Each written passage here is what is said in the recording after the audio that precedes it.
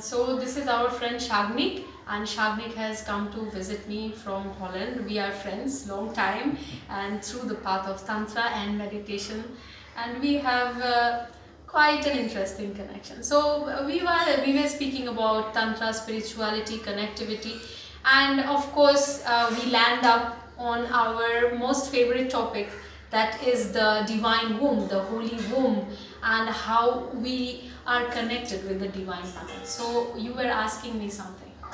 Huh. The there is a lot of healing and that connection with the Holy Mother that is many times broken. So, how does that manifest that disconnection with the mother womb? How does that show up? Okay, so the thing that you said, that many times we are disconnected from the mother. So let me tell you, this is one of the greatest illusions of the divine mother that we call the Maya. You are never disconnected from the mother. You are never disconnected with the mother. The first proof of it is you are still alive. Mother is the divine Shakti, the energy that is flowing through your body. And we are standing on the body of the divine mother from where we are born. We are always connected to it, and that is the ground, the earth energy, the Kali. So we are really taking all her energy from the ground. That is what is keeping us grounded, even though we look very like out of place or whatever it might be. It might be a very overwhelming energy that is taking over us in this moment. And what you feel is your feeling takes over. That is the water body that is surrounding your physical body, which we call the emotional body. Water is so important part of our body, of our life. We cannot live without water, and we have different layers of our body.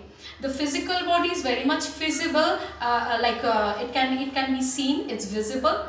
It is made up of earth, so it is very solid, tangible. But the emotional body, it's very much the other layer. The other layer which we cannot see, it's just like the water vapors that is there in the atmosphere. It's just like that, but you can feel it. How do we feel it? Let's say I meet with you and you suddenly feel like, oh, wow. So you come into my field of emotions or my water body, and we embrace each other, and you feel, oh wow, it feels so good.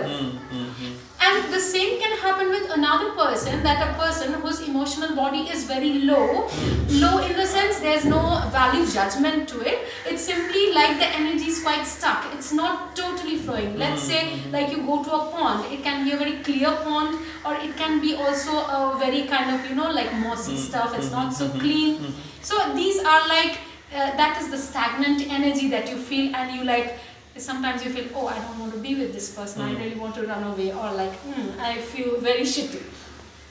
It can also be that person's energy. It can also be that that person's energy triggers something in your emotional body. So there you have to look. So if you are a very sensitive and advanced meditator, you would be able to totally pinpoint what is it that is triggering you, whether you really need to be there, whether you really need to embrace it or to walk out from it.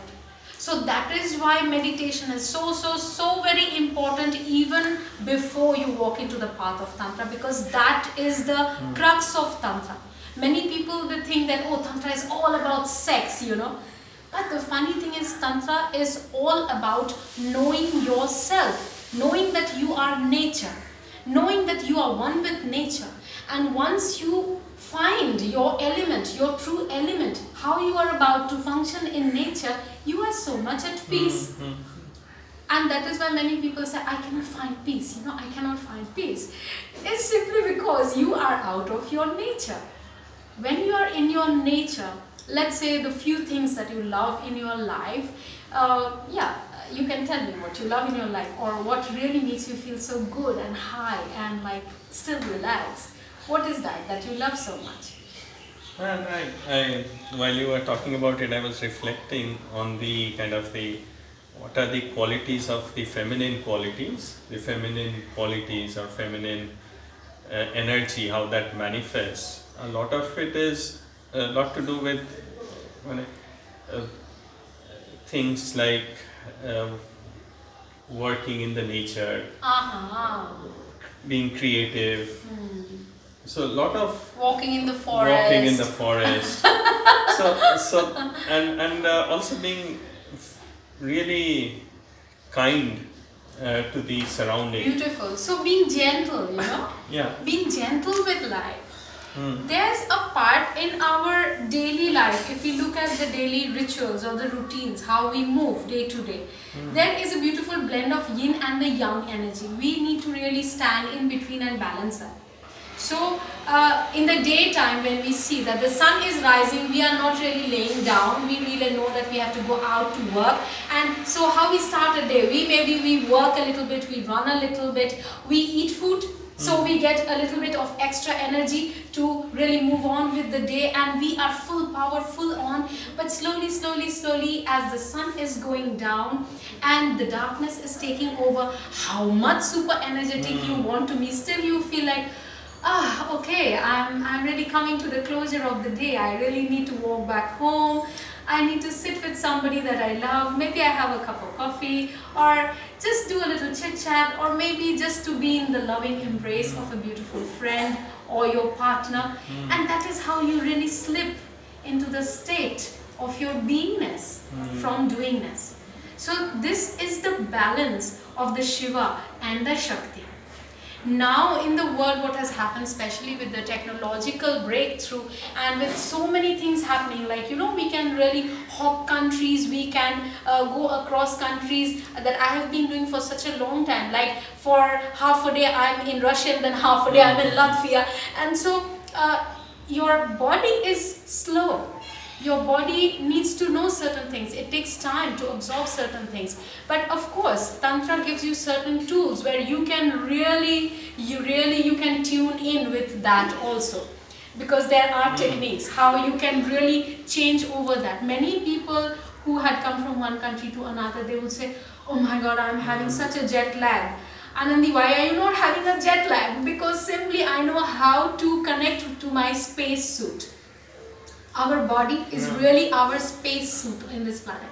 So if you really don't know how to connect with this body, this is not a body, this is your temple. This is a very hi-fi, super duper gadget which has been gifted to us by Mother Nature.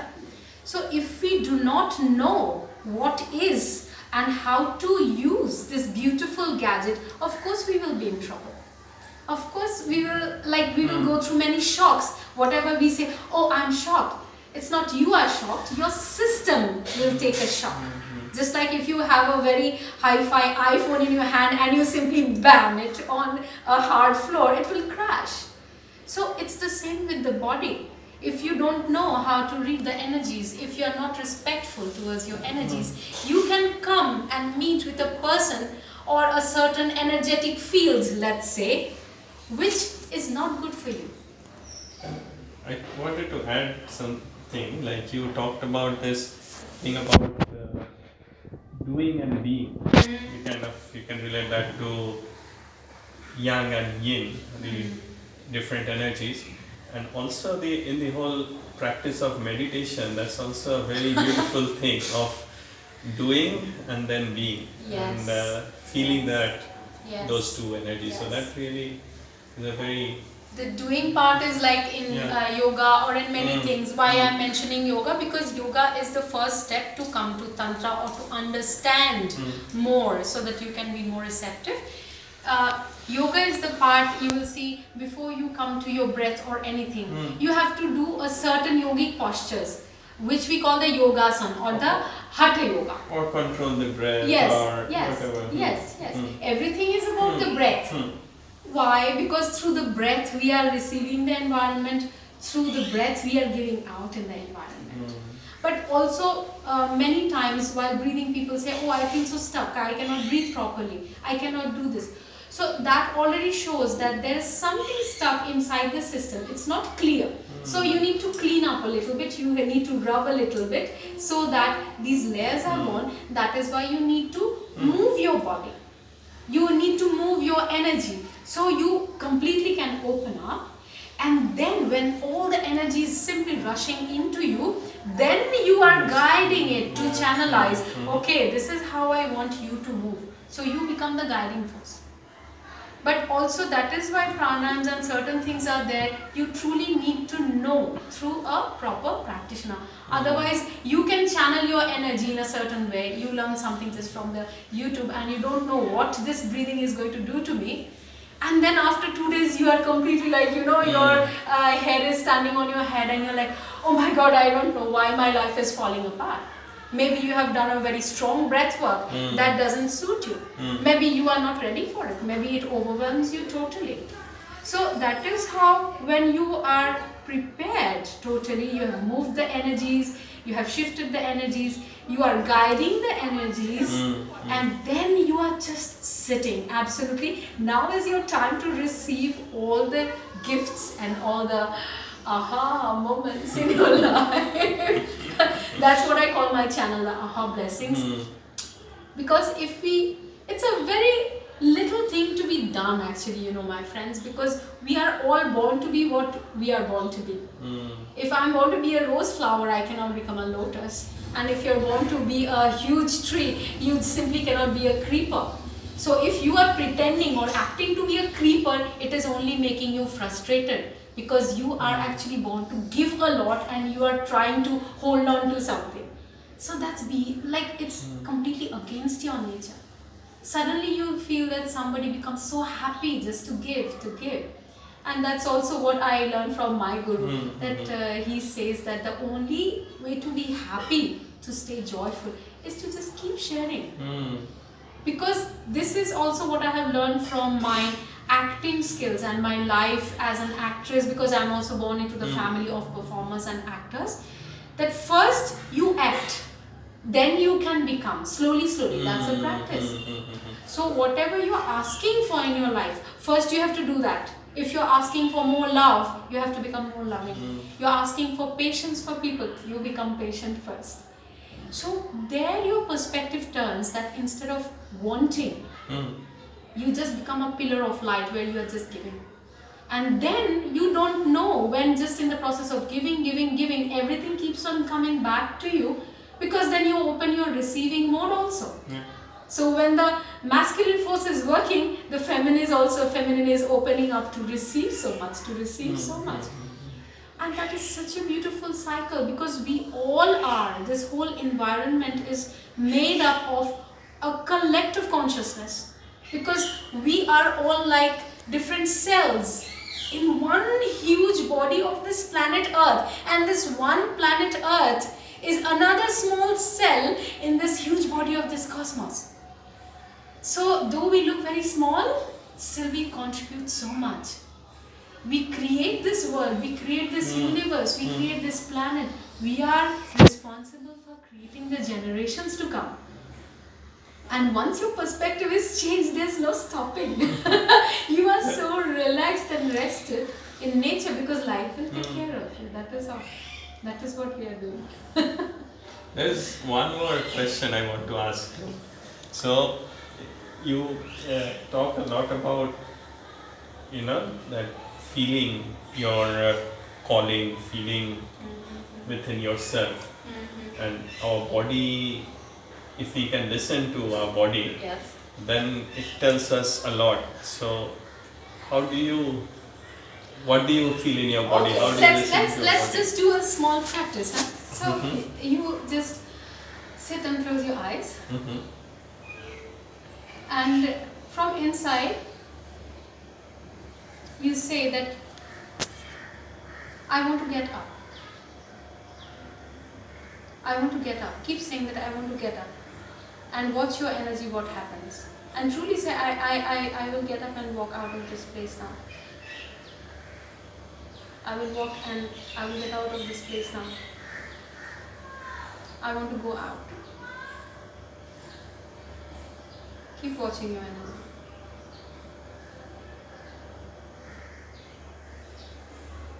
Shagnik, you will just go out. I will throw you out of this place. You cannot sit here anymore. And now you take a deep breath.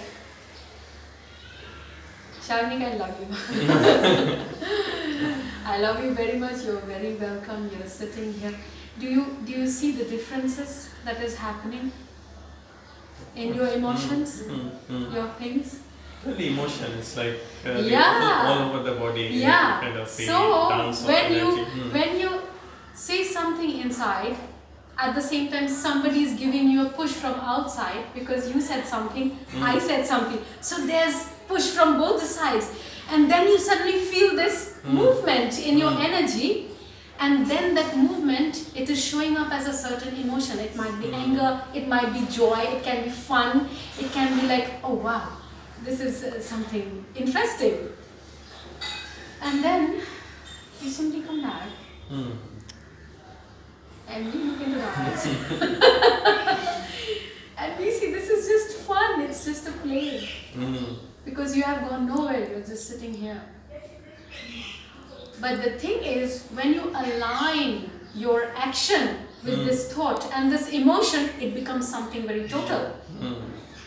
So that is what masters say, become total. Because what is happening inside us, we have so many desires and so many thoughts which doesn't allow us to sit in one place. So then you really have to take action for all the things that doesn't let you sleep at night. Okay, don't sleep at night, so do each and everything that you need to do. And become total. That is the life of Tantra. You become total. You live totally, you enjoy totally, you cry totally, you love totally. And then, you can finally sit in peace and you can just smile at yourself like, oh wow, I did that. Is it possible? I did so many things. How is that possible? And then it brings also so much in your own power. Yes. That's the kind of the really what. Yes, and that is such a simple thing to do, just to align your thoughts and your desires with your action. Also, verbally, many times we say that I want to do this, I want to do this. So that's also a kind of challenge that you create when you say that in front of people, I will do this. So it's like you are empowering yourself and you take full action. Yes, I want to walk, but I might fall a few times, but I'm not giving up on walking. So one time I will surely walk. And one of my greatest inspirers, my inspirations have been dancer Sudha Chandran. I love her so much because I used to be a kid when I heard that when she did this beautiful movie called Mayuri. She's a dancer, if many friends doesn't know, she's an Indian dancer and an actress. She lost her leg. She was an amazing dancer. In an accident her leg was gone, but she didn't stop dancing. Doctor said you would never be able to dance anymore. She put up legs of wood. She had wooden legs and she again became that person. And her life story was amazing for many actors and actresses. I used to be a small kid. My mother was telling me this story when we went to watch that movie. So everything is possible. If you truly want that, everything will come together because life is our mother. We are happening to life as life is happening to us. So if we are simply open, joyful like kids, we can create amazing things. And if we really have that vision forward, we can really help so much this planet Earth. We can help so much to create the heaven which is already there. We need to shift our perspective, and I tell you, we can simply see that heaven is already existing. So that was beautiful. Thank you Shagnik for sharing this. That was beautiful talking to you. Thank you so much for sharing your words. Thank you.